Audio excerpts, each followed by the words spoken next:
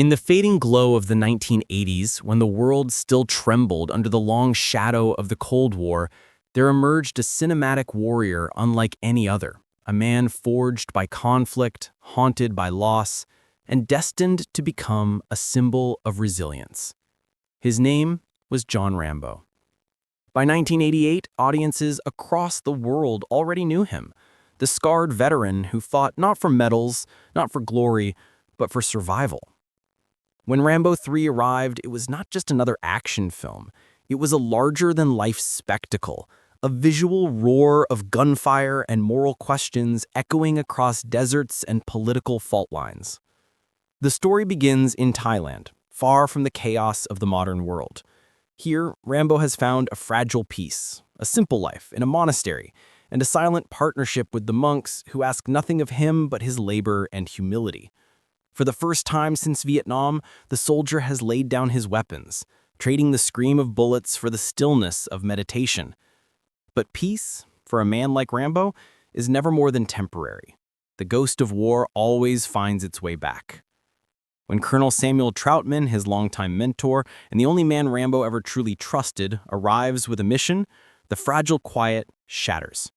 The colonel carries news from a world Rambo has tried to forget. The Soviet army, deep in Afghanistan, is locked in a brutal struggle against the Afghan resistance, the Mujahideen. Trautman intends to aid them, and he wants Rambo by his side, but the warrior refuses. He's done with death. He's done with causes.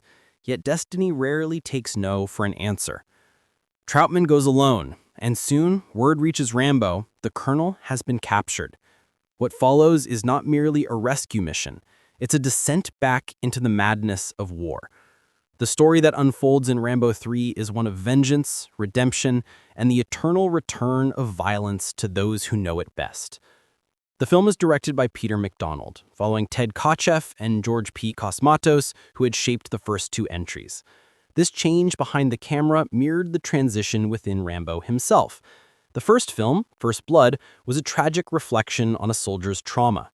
The second, Rambo First Blood Part 2, was an explosive catharsis of revenge.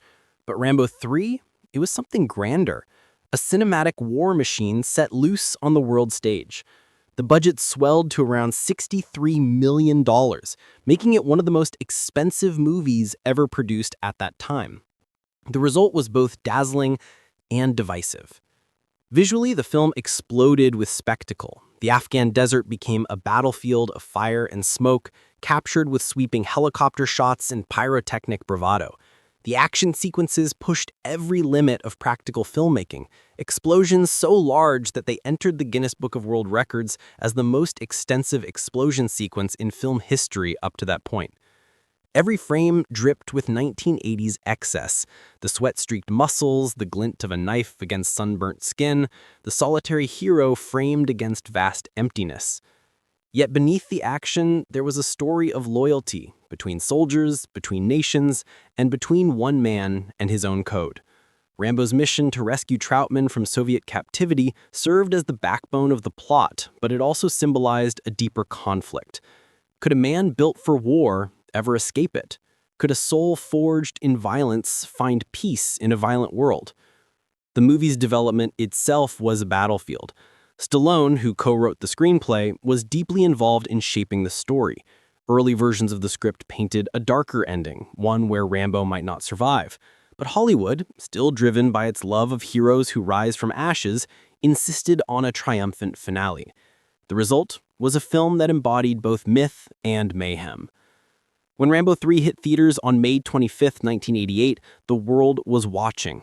The posters showed Stallone in full battle stance, bow drawn, muscles carved from stone, the tagline blazing across. The first was for himself, the second for his country, this time it's for his friend. It was a declaration of loyalty, but also of evolution. Rambo was no longer fighting governments, he was fighting fate itself. The box office numbers reflected the paradox of the film's legacy. Domestically, it earned around $53 million, far below the towering success of Rambo II, which had grossed over $150 million in the US alone. But globally, the film roared louder, crossing $189 million worldwide. Audiences overseas, particularly in Europe and Asia, devoured the action, drawn to Rambo's universal symbol of rebellion against tyranny. The Soviet Union, ironically, banned the movie, labeling it Western propaganda, a move that only fueled its legend further. Critics, however, were divided. Roger Ebert, the legendary film critic, acknowledged its visual impact but lamented its lack of emotional depth. Many reviewers called it a comic book of war, a film so focused on spectacle that it forgot the soul that made First Blood unforgettable. Yet even the critics couldn't deny Stallone's physical commitment. His transformation was superhuman. He reportedly trained 6 days a week, sculpting his body into an icon of cinematic strength. Every flex, every scar, became part of the mythos. Behind the scenes, production faced its own battles. Filming took place largely in Israel, standing in for Afghanistan, and conditions were grueling. Temperatures soared above 40 degrees Celsius, sandstorms delayed shoots, and several crew members suffered injuries during the large explosion scenes. Yet despite the hardship, Stallone's determination carried the project forward. The actor famously said that Rambo was the most misunderstood hero of our time, and through this film he wanted to show not just the violence, but the loneliness that came with it. The soundtrack, composed by Jerry Goldsmith, added emotional gravity to the explosions. The music blended heroic brass with melancholic strings, echoing the conflict between valor and sorrow. It wasn't merely background noise, it was Rambo's heartbeat. Goldsmith's score later became one of the most recognized action motifs of the era, played in sports arenas and parodies alike, symbolizing both courage and chaos. In terms of critical reception, Rambo III received a mixed bag. It holds an approval rating of around 40% on Rotten Tomatoes, a reflection of the polarized audience reaction. While younger viewers saw it as the ultimate adrenaline rush, older fans missed the human vulnerability that defined the first movie. Stallone himself would later admit that the film went too far in trying to outdo itself, pushing spectacle over story. But for many fans, none of that mattered. What mattered was the myth. Rambo had become more than a man. He was an idea, the lone warrior standing against oppression, the spirit of defiance in a broken world. And for viewers in countries struggling under dictatorship or war, Rambo wasn't an American hero. He was every man's hero. The cultural impact of Rambo III cannot be understated. It became a visual shorthand for 1980s action excess, the muscle-bound hero, the endless ammunition, the moral simplicity of one man against an army. It inspired countless imitations and parodies, from cartoons to video games. It even influenced military morale.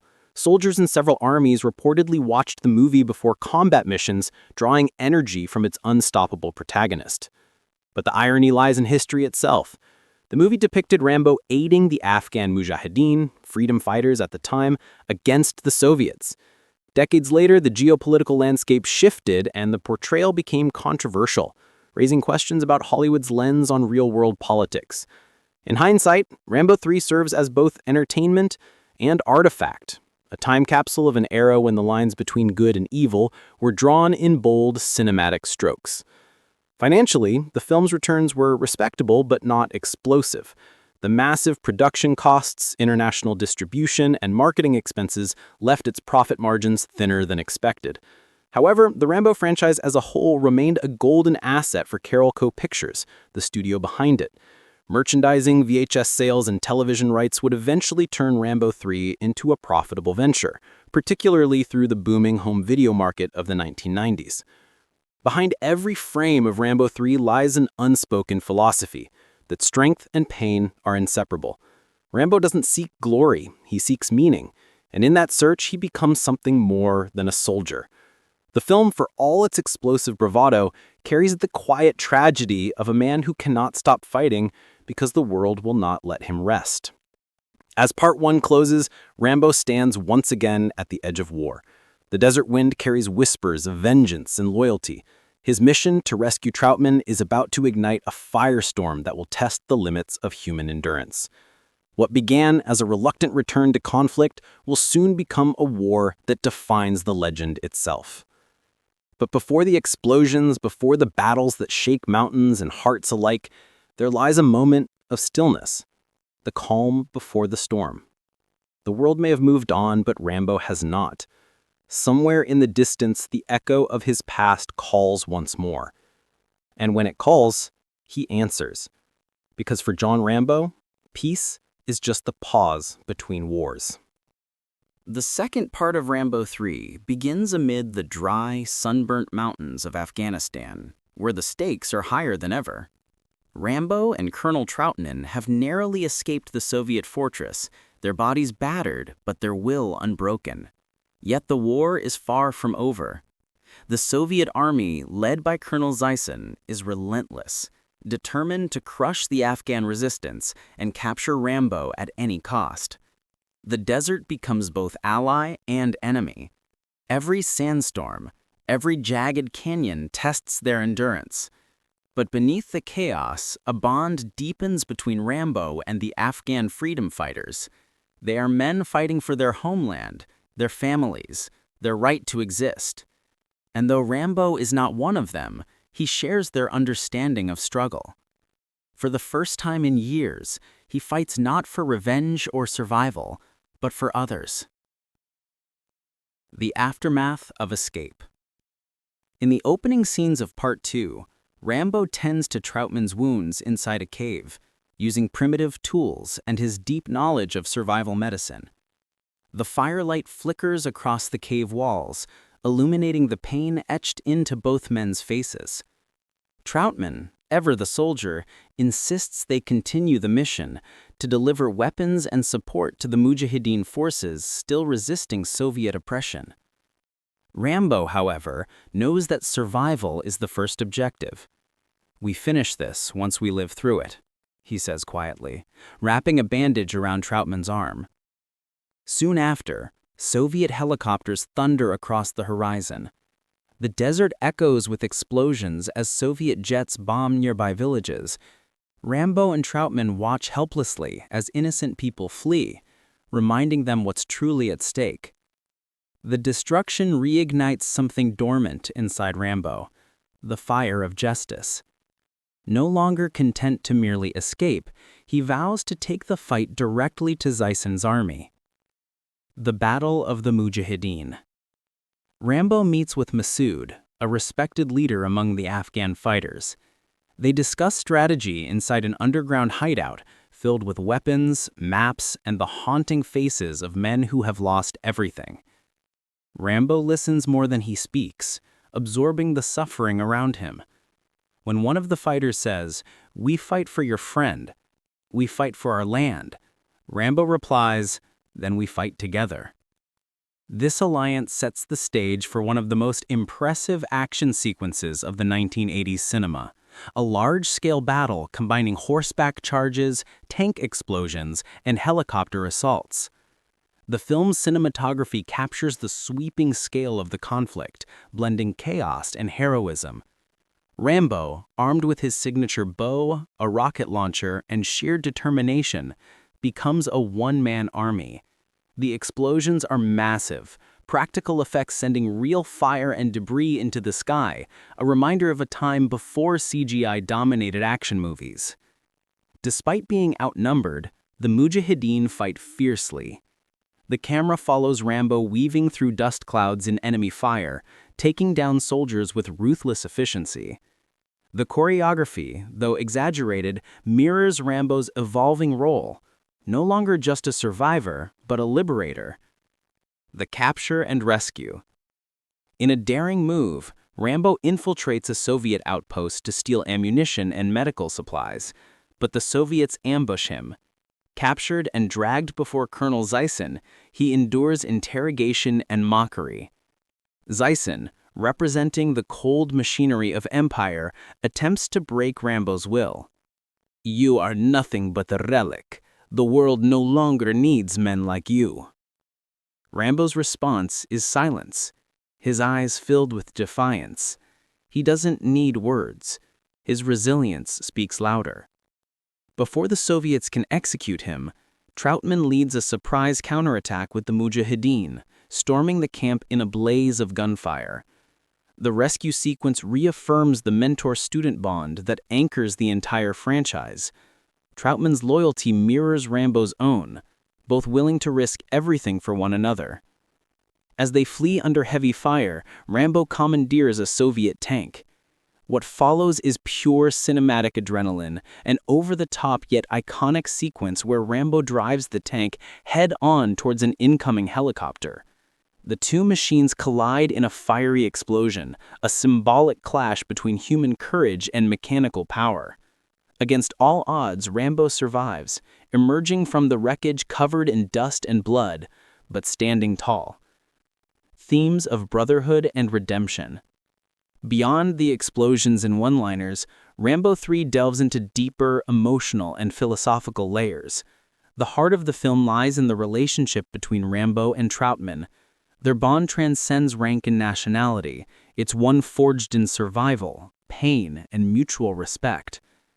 Trautman serves as Rambo's moral compass. He reminds Rambo that beneath the soldier's exterior still beats the heart of a man capable of compassion. In turn, Rambo teaches Trautman that sometimes defiance is the purest form of duty. There's also a powerful undercurrent of spiritual struggle. Rambo's earlier time in the monastery represents his desire for peace. His return to war symbolizes the unavoidable nature of violence in an unjust world. By the end, he seems to accept his fate, not as a killer, but as a protector. The final confrontation. The climax of Rambo III is a masterclass in 1980s action cinema, explosive, operatic, and emotionally charged. Zyson launches one final assault, deploying tanks, gunships, and troops in overwhelming numbers. The desert becomes a fiery battleground. Rambo and Trautman, side by side, fight like legends. They use everything, explosives, mounted guns, arrows, and sheer determination to repel the Soviet attack. Amid the chaos, a sense of destiny hangs over them. When Rambo fires the final rocket that destroys Zyson's helicopter, it's not just a victory over an enemy, but it's the end of a personal war. The dust settles, the flames die, and silence returns to the desert. In a rare quiet moment afterwards, Trautman asks Rambo, "What will you do now, John?" Rambo looks out over the horizon, the same vast emptiness that mirrors his own soul, and answers softly, "I'll go wherever the wind takes me." It's an ending without closure, because men like Rambo, forged by war and shaped by pain, can never truly return to peace. They are wanderers between two worlds, warriors without wars, heroes without homes. Behind the scenes and legacy. Massive production scale. Rambo III was filmed on a grand scale, using hundreds of extras, real military equipment, and authentic desert landscapes. The production required months of preparation and coordination between multiple countries. Physical toll on Stallone. Stallone performed many of his stunts, suffering multiple injuries during filming, including a serious back injury. His dedication gave the film a visceral intensity that few action stars have matched since. Music and soundtrack. Jerry Goldsmith's score elevated the film's emotional resonance. The blend of haunting orchestral melodies and heroic brass themes perfectly captured Rambo's inner turmoil and resolve. Box office and reception. Despite mixed reviews, Rambo III grossed $189 million worldwide, confirming Stallone's position as one of Hollywood's biggest stars. Over time, the film has gained appreciation for its practical effects and bold depiction of human endurance. Symbolism and politics. The movie has often been discussed for its political undertones. The depiction of Afghan fighters as noble warriors fighting tyranny was reflective of the Cold War context. Regardless of politics, the film's core theme remains timeless: loyalty, freedom, and the human cost of war. Critical reevaluation. In the decades since its release, Rambo III has been reassessed by critics. What was once dismissed as mere action spectacle is now seen as a window into 1980s cultural identity, an era obsessed with heroism, patriotism, and cinematic grandeur. Modern audiences view Rambo less as a propaganda figure and more as a tragic hero, a man cursed by his own greatness, seeking redemption in a world that only knows conflict. The film's spiritual undertones and emotional sincerity give it surprising depth beneath the surface explosions. Conclusion: The Warrior's Path. Rambo III closes with a quiet yet powerful scene. Rambo and Trautman part ways in the desert. There are no speeches, no promises, just mutual understanding. The war may be over, but their scars remain. Rambo's journey through 3 films mirrors the evolution of every soldier's heart, from pain to rebellion to reluctant peace. In First Blood, he sought to be understood. In Part 2, he fought to reclaim his honor. And in Part 3, he fought not for himself, but for others. The movie ends not with triumph, but with serenity.